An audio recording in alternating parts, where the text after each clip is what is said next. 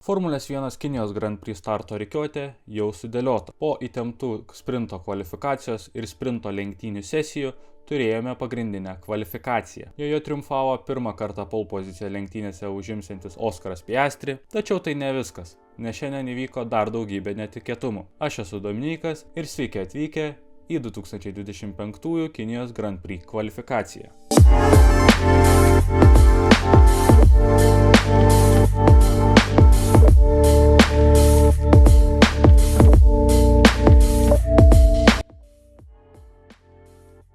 Pirmas dalykas, ką norėčiau aptarti, tai Liamas Lawsonas. Prieš sezoną aš juo labai tikėjau, laukiu gerų rezultatų ir, kaip jūs matėte sezono spėjimuose, kai aš jį įdėjau į metų naujoko poziciją. Bet dabar, pamačius ir Australijoje, ir Kinijoje per visą šį labai trumpą laikotarpį, mano vertinimas ženkliai krito. Kad ir koks prastas buvo Perezas pernai, aš nepamenu, kad tą patį savaitgalį jis 2 kartus iš eilės rikiuotųsi paskutinis. Perezas pagrįstai neteko Red Bull kėdės. Jis turėjo ją prarasti daug anksčiau. Bet Red Bull padarė klaidą ne atleisdama Sergio Perezą, bet atiduodama Liamui Lawsonui kėdę taip anksti. Nes dabar galima daryti prielaidą, jog Lawsonas nėra pasiruošęs Red Bull bolidui ir su juo buvo paskubėta. Aš to iš dalies ir tikėjausi, kai šis pokytis buvo paskelbtas gruodį, bet viliuosi, jog šis etapas yra laikinas ir tokia prasta atkarpa nepakenks jaunojo talento karjeros tėkmei. Pirmajame kvalifikacijos etape iškrito 2 Alpine atstovai. Tiesą pasakius, tikrai maniau, jog Alpine bus stipresnė ir greitesnė komanda šiemet, nei yra dabar. Pierre Gasly, nors ir lenktynių tempas atrodo pakankamai gerai, bet kvalifikacijoje jam yra sunku.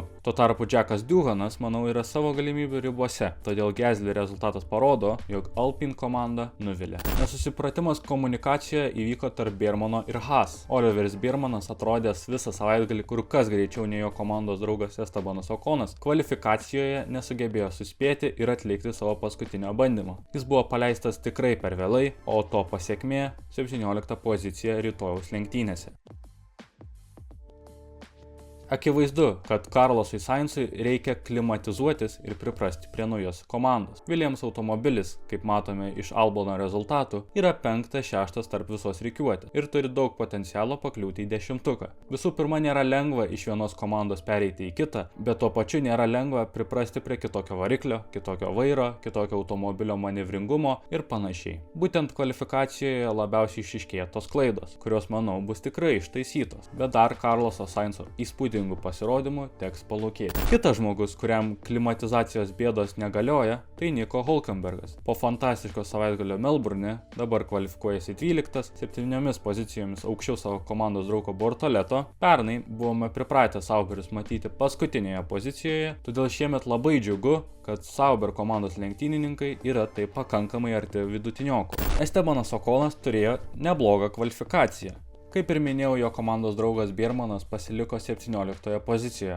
ne dėl savo klaidos. Tai galime daryti išvadą, jog Haas atrodo taip pat neprastai palyginus su kitomis vidutiniokėmis komandomis. Kokia mėsmalė yra lentelės viršuje, panaši mėsmalė egzistuoja ir apatinėje dalyje.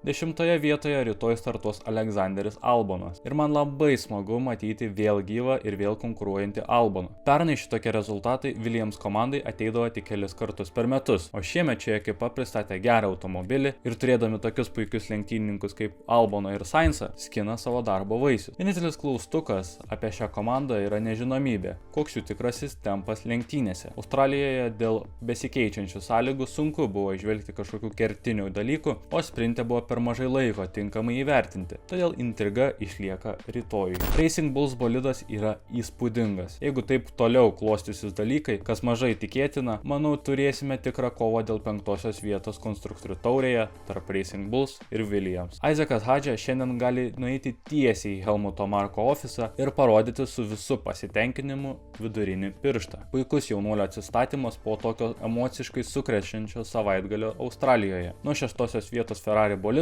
kuris, kaip jau ir matėme, turėjo potencialų užimti pole poziciją, Hadžia atsiliko tik 0,06. tuo pat metu aplenkdamas Yuki Tsunodą daugiau nei pusę sekundės. Wow! Visgi manau, jog Isaacui iškils problemų lenktynių distancijoje su didelė padangų degradacija Kinijos trasoje ir jis pakris galutinėje įskaitoje. Bet kova dėl taškų tikrai gyva ir šaunuolis Hadži atnešdamas RB komandai tokį rezultatą. Komandos draugas Yuki Tsunoda po pirmųjų sezono taškų sprinte toliau rikiuojasi dešimtuke ir tikrai pakovos dėl taškų. Kol kas Tsunoda stebina ir tikiu, jog tokius rezultatus mato Red Bull vadovybė. Abu Ferrari raiteliai po pergalės sprint lenktynėse rikiuojasi 5-6 vietose. Nedaug trūko iki pole pozicijos, ypač Lewisui Hamiltonui, kuris tikrai turėjo pakankamai savyje jėgų išspausti pirmąją vietą savaitgalėje 2 kartus. Visgi viena kita klaida kainuoja skaudžiai, kai visos top komandos yra taip arti viena kitos. Leclerc'o Kinijos trasa visada buvo nepalanki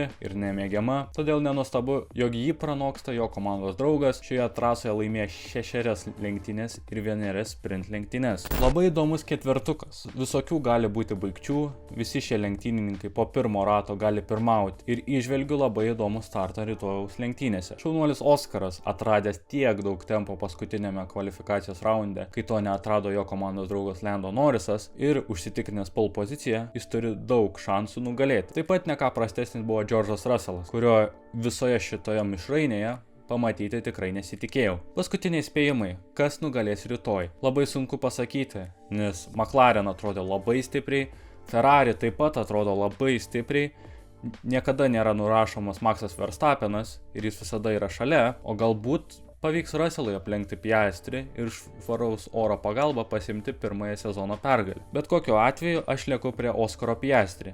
Jis atrodė man užtikrintas viso savaitgalio metu ir jis turėtų nugriebti pergalę antrosiose sezono lenktynėse. Taigi, ačiū, kad žiūrėjote. Jeigu praleidote sprint lenktynės, kviečiu pažiūrėti trumpą filmuką apibendrinantį viskas, kas ten įvyko, mano YouTube kanale ar Instagrame Finišo tiesioji 1. Iki susitikimo rytoj po lenktynių. Ate.